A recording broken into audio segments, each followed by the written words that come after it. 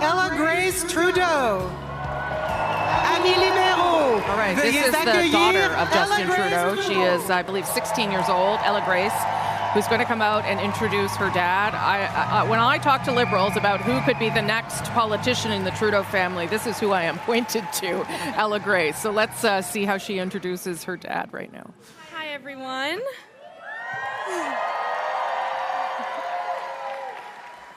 I've come here to talk to you about your Prime Minister, your leader, but to me, it's just Dad. Je crois qu'on sait tous que I think we all know that being a Prime Minister is not the easiest job in the world. Long days of work, stress, media attention. It's not that easy to be the kid of a Prime Minister either. I've been trying hard to live the life of a normal teenager, but I think you can imagine it's not that simple of a task. La sécurité, les règles, security, rules, drama have all stopped me feeling free over the past few years. The number of times who spoke to me about him as if he wasn't my father. So that led me to doubt the integrity of some people. I've had some great conversations with my dad about the difficult situations I've lived through, and he never failed to make me feel better. He listened, and more than that, I knew he heard me, he understood me, because he lived through all that. The only difference is that back then there was no social media. Imagine constantly seeing your dad or even news about him as you scroll through your feed. I gotta say, I'm looking forward to seeing more of him at home and less of him online.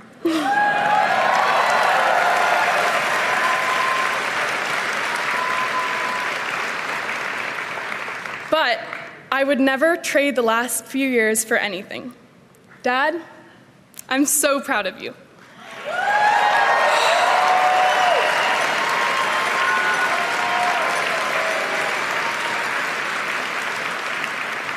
I'm so proud to have seen you fight for our country, for what you believe in, for what we in this room believe in. Fier de t'avoir vu. Proud to have seen you fight for those in need. I'm extremely grateful to have lived these experiences and grateful to those around me who have made it even just a little bit easier. I'm so lucky to have been able to experience so much, to meet so many extraordinary people, to see so many beautiful things and places. I will never forget the memories I've made, it be at Harrington Lake, on official trips, or even just at home. And I'm really looking forward to making some new memories of a different kind.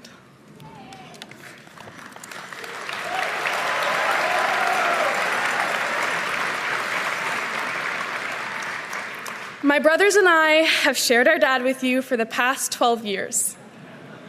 Now we're taking him back.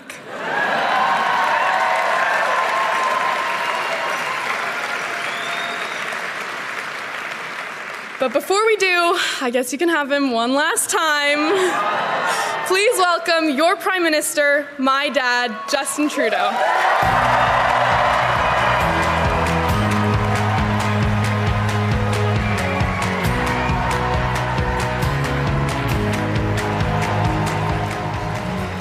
Okay, that was Ella Grace Trudeau, very put-together 16-year-old. I would not have been able to give that kind of speech at that age. And here's Justin Trudeau on what is undoubtedly an emotional moment for him.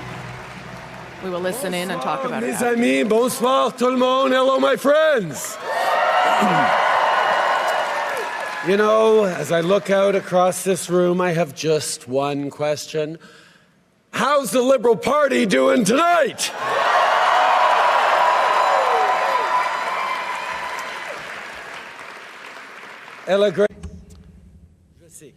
Ella Grace, I know that these last few years haven't been easy for Sav. Hey, Adrienne, yourself. Thank you for having been so patient with me, even when I was stressed, when I was traveling too much, when I couldn't think about anything other than work. But please know that in the most difficult times, you inspired me. You gave me courage.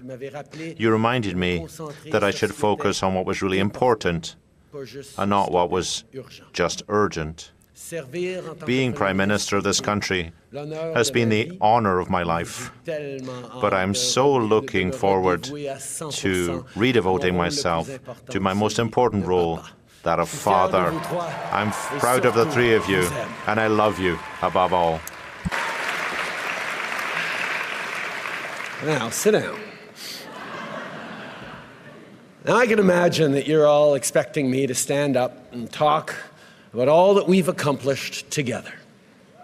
And don't get me wrong, I am damn proud of what we've done over these past 10 years for the middle class and people working hard to join it. But tonight is about our future as a party, as a country.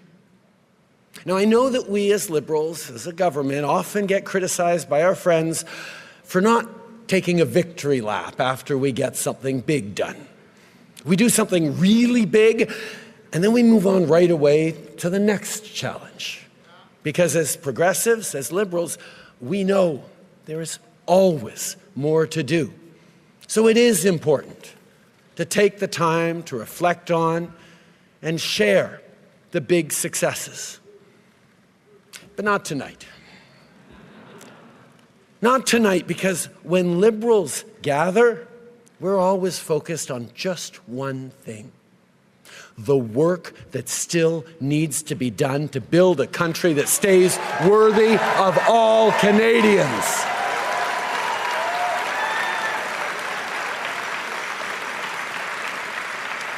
And simply put, that's the work of a lifetime for each and every one of us.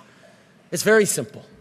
Liberals are dedicated to making this country even better, not because we think it's broken, but because we have an opportunity and therefore a responsibility to ensure that Canada stays the best country on earth.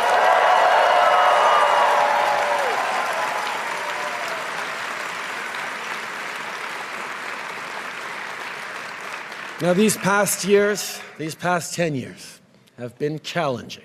Crisis after crisis has been thrown at Canadians.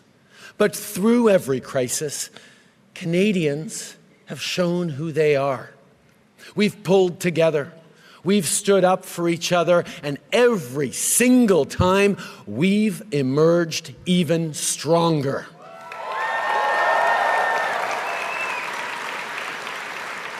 And now, as Canadians face from our neighbor an existential challenge, an economic crisis, Canadians are showing exactly what we are made of.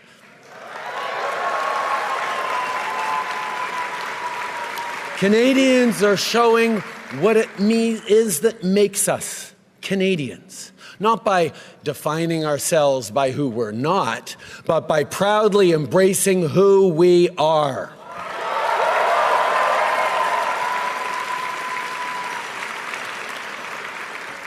We're a country that knows that standing up for everyone's fundamental rights is the only way to protect our freedom.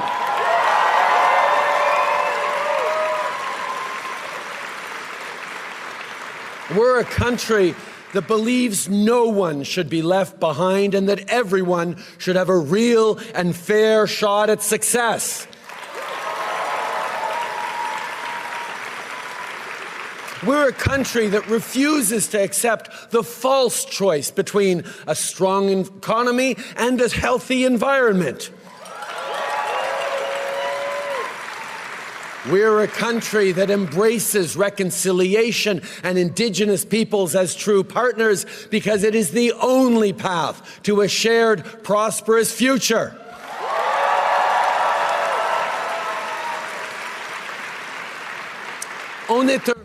We are a country that promotes its culture and protects its heritage. We're a country that breathes life into the French language and is heard across the world.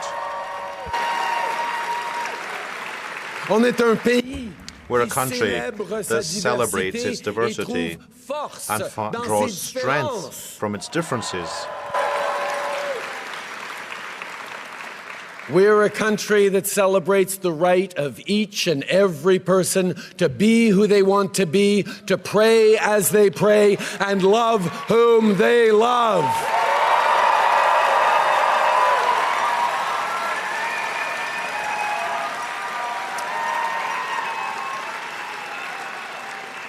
We're a country that will always defend a woman's right to choose.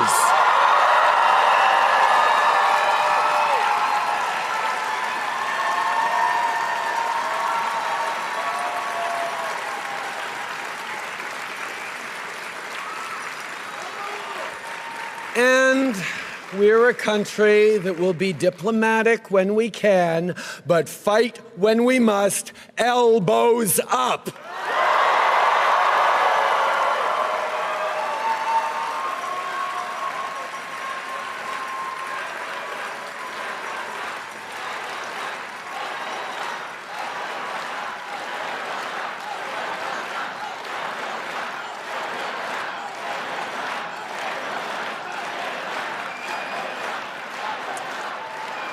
But you here in this room, and our fellow Liberals watching across the country, you know all about fighting with grit, with determination, when the going gets tough. You remember where we were 15 years ago with just 35 seats in the House. You remember our ups and downs and all those times that people counted us out, all the times they said our party was on its last breath. Like all Canadians, it's when you try to count us out that we Liberals show our true mettle.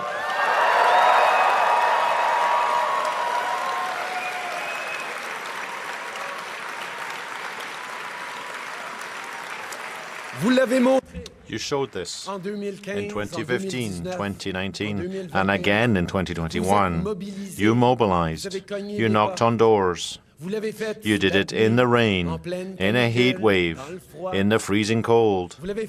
You did it in the middle of a pandemic, wearing a mask. You fought for your country, and you changed it for the better.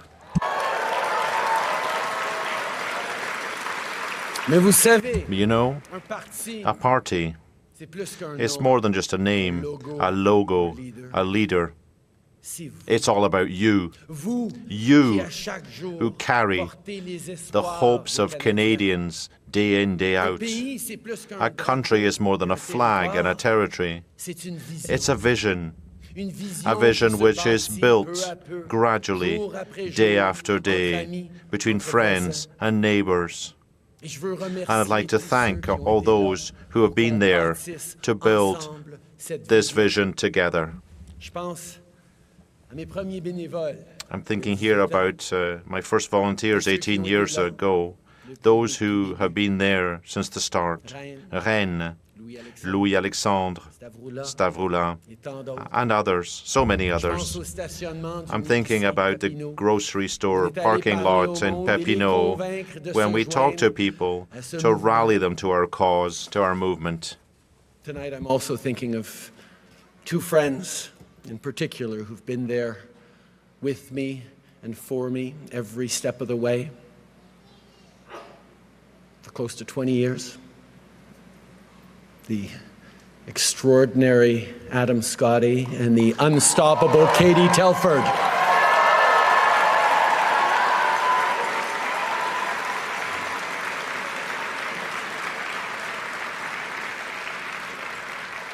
Now, as I look at all of you in this room, no speech could be enough to thank you all as much as I'd like to, as much as you should be. I can't even offer you a well-deserved break because, once again, we need you. Your country needs you maybe more than ever.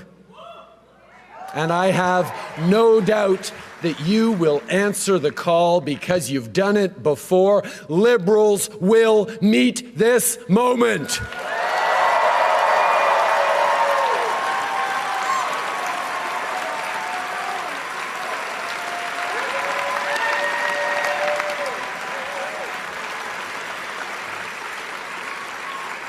And make no mistake, this is a nation-defining moment.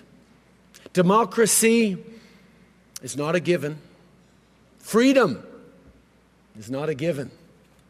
Even Canada is not a given. None of those happen by accident. None of them will continue without effort. It takes courage. It takes sacrifice. It takes hope and hard work.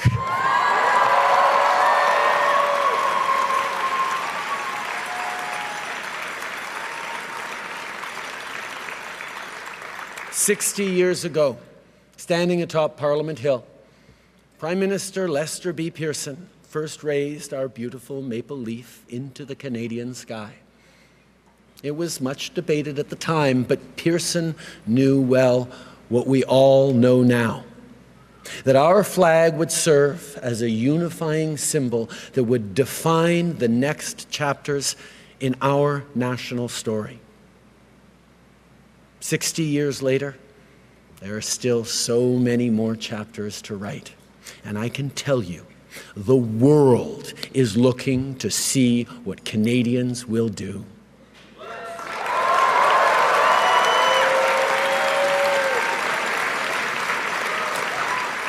So let us not dwell on all the great things we've achieved over the past 10 years. Let us aspire instead to achieve even more over the next 10 years and the decades to come. Let us remain steadfast, defiant, and united. And let us not just think about our party, let us prove our love of country.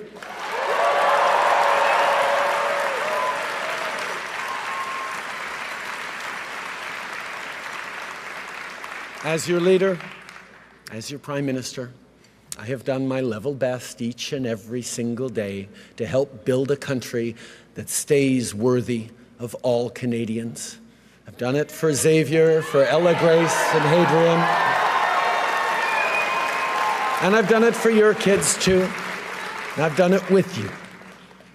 And although you'll always find me alongside you, cheering along, their future and your future is now in your hands. Merci, mes amis. Merci pour tout.